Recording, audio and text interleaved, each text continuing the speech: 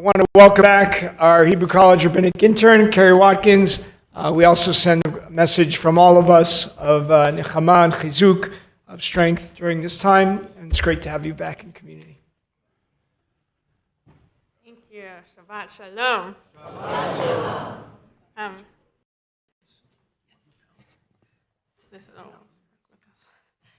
It's good to be back with all of you. As many of you, I think, know, I've been in Israel for the last about month. My husband, Amir's little brother, Noam, passed away after a 11-month battle with cancer. And I was reading this week's Parashat this week, and I got to the part where Joseph kind of can't contain it any longer and bursts into tears. And I burst into tears, which, believe it or not, I don't cry every Parashat. Every time I read the Torah, I don't start crying, but this time I did, and it didn't take me so long to figure out kind of what it hit within me. And I went to my husband a little later, and I said, well, I got to the part in the Parsha where Joseph is reunited, and I just started crying, and my husband said, yeah, I would love to be reunited with Noam. And it's just, however it is that we are, that's how we read the Torah. You know, whatever is happening in our hearts, whatever is happening in our minds, that shows up every single time we read the Torah. And so this week, the line that stuck out to me the most was after Joseph reveals himself, after he bursts into tears and reveals himself, what is the next thing that he says? And the next thing that he says is, he says, I'm your brother Joseph, he whom you sold into Egypt. Now do not be distressed or reproach yourselves because you sold me hither. It was to save life that God sent me ahead of you. What a gift he's offering his brothers right away. Don't worry, and not just this act of kind of forgiveness. Clearly it's this act of forgiveness. He's saying it's really, really okay. But this extra gift alongside with the forgiveness, which is meaning. Right? Like it's because you sold me into slavery, I was able to save all of these people. There's this way that Joseph himself has made meaning of this crisis that he went through, this horrible thing that he went through. I mean, think about it. His brothers betrayed him. He was thrown in a pit. He was sold into slavery. He was a slave for a long time. He was wrongly accused. He was in jail for a long time. Everyone forgot about him in jail. Like, he went through a lot. And at some point, kind of as this chapter in his life is closed and this new opportunity is opened up, he's able to look back at what happened and make sense of it in some way. It's like the nature of a crisis, the nature of when we go through something big, a crisis like what Joseph went through, or like grief, is that things don't make sense anymore. Right? The things that used to make sense is like it's not there. And so we're holding what happened, and it's like, I don't even know what this is, and I don't really know where to put it. Like in my mind, like in the shelves of my mind, the kind of filing cabinet. It's like, what filing cabinet do I put this in? And part of the kind of process of, I don't know, healing or moving on or just moving from that chapter of crisis to whatever the next thing is some form of meaning making. It's what is this and where do I put it? How do I put it down? And Joseph not only has kind of come to that himself, but he's offering that as a gift to his brothers. And it's very meaningful. I can just, as I read it, I feel the kind of that. I feel the way that could be so helpful to his brothers to be able to hear that also. And yet what's so interesting about this to me, and what so struck me as I was reading this week, is that this past month, being in this house of mourning, I encountered a lot of moments of other people trying to tell meaning making to other people that really did not work. Other people offering meaning to other people in a way that just didn't go over at all. Unfortunately, a couple of those times were rabbis.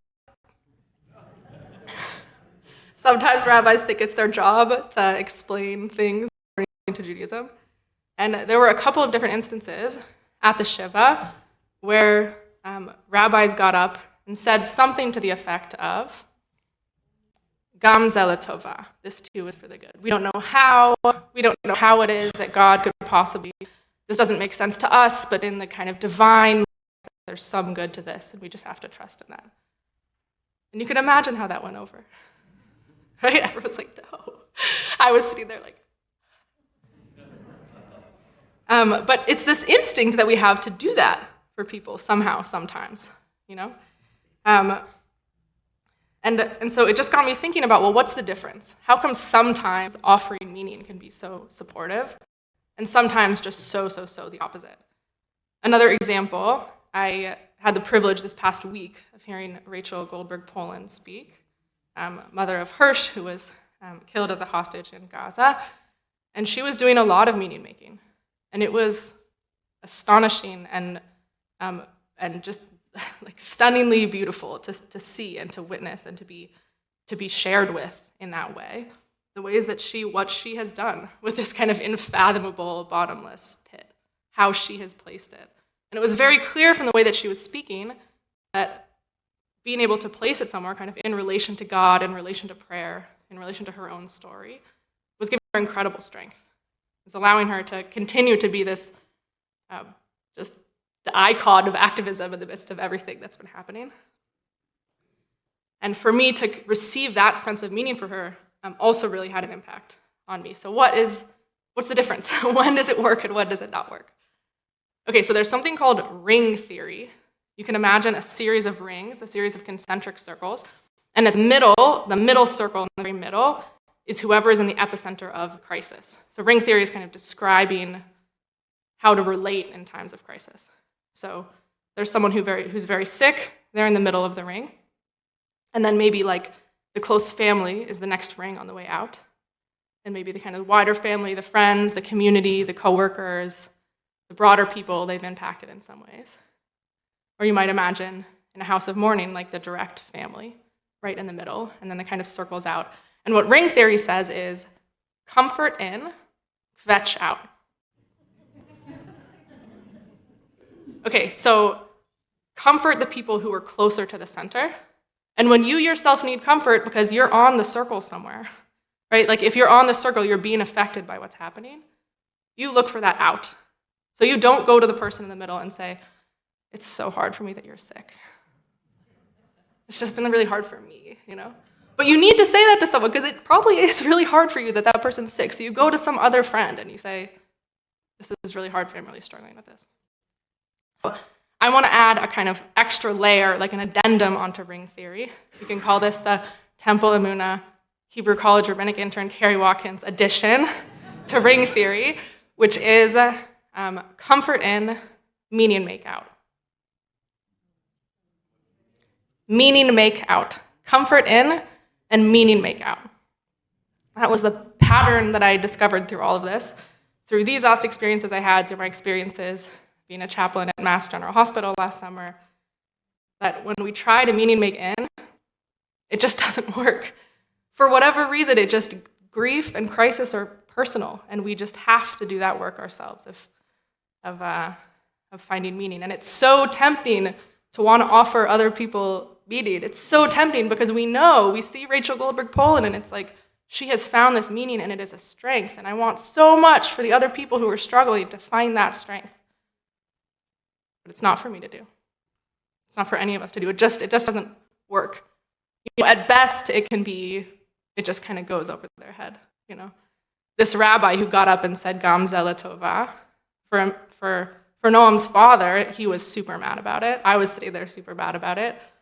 My husband Amir was like, he wasn't upset about it. He was just kind of like, no, it was fine. I mean, he was trying. And I said to him, but did it help? And he's like, well, what do you mean? And I'm like, well, do you think now that this was for the good? And he was like, no. I was like, yeah, right. So it didn't do anything. Like at best, it does nothing.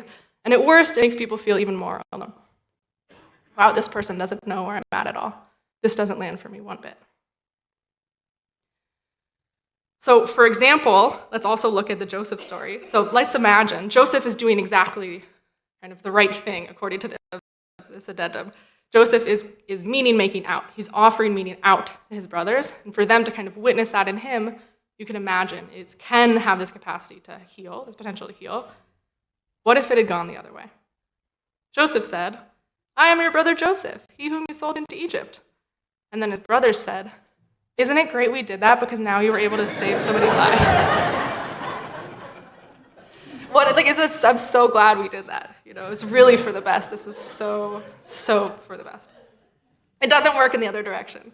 And even when people ask us, this happened to me at the hospital last summer in this chaplaincy role. But sometimes people would say to me, according to Judaism, like, why does this happen? Or what happens to us after we die? And it didn't take me that long to learn that people did not want me to answer. What people wanted was to be heard in the question and to be seen in the question, kind of unfathomability, the unanswerableness of the question.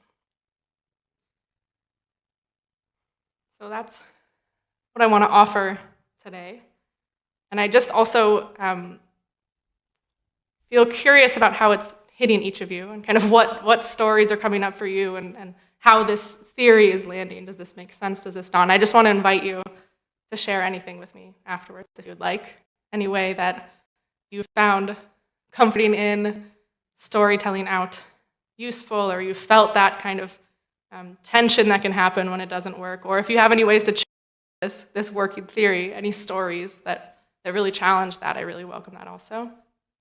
And with gratitude to Joseph for showing us the way here. Shabbat shalom.